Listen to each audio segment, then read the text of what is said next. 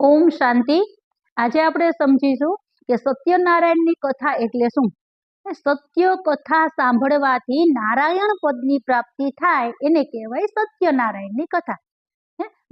સત્યનારાયણની કથામાં એવું પણ આવે છે કે નર એવી કરણી કરે જો નરમાંથી શ્રી નારાયણ બને, અને નારી એવી કરણી કરે કે નારીમાંથી શ્રી લક્ષ્મી બને।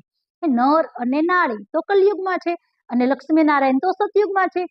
તો કલયુગમાંથી સતયુગમાં જવા માટે કથા કરવાની, તો કઈ કથા સાંભળવાની છે?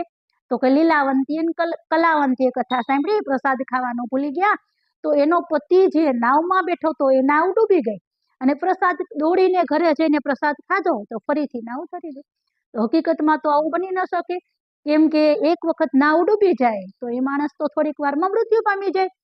તો એ નાવ કઈ રીતે તરી કે સંસાર એક સાગર છે, પરમાત્મા એના ખેવૈયા છે, જીવન રૂપી નૈયા છે। તો પરમાત્મા પિતા જીવન રૂપી નૈયાને આ કલયુગી સંસારમાંથી તારવા માટે આવી ચૂક્યા છે।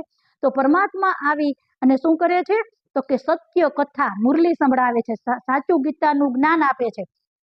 એ જ કથા સાંભળવાથી પાર જઈ શકાય છે।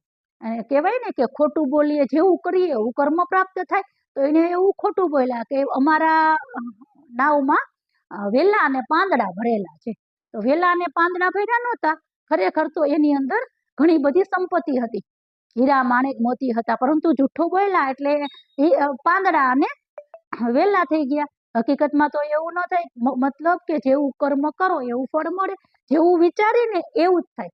તો પરમાત્મા પિતા આવી અને સત્ય કથા સંભળાવે છે। એ કથાની અંદર તો કથા આવતી જ નથી, કોઈને ખબર નથી, પણ સત્યનારાયણની કથાની અંદર કથા આવતી જ નથી। લીલાવંતી અને કલાવંતીએ કથા સાંભળી અને પ્રસાદી ન ખાધી, જૂઠું બોલ્યા તો આવું થયું, બસ એના જીવનની કહાની આવે છે, કથા નથી આવતું। કઈ કથા સાંભળી તો એનું કલ્યાણ થયું? તો કે કથા તો અંદર છે જ નહીં। તો કઈ કથા?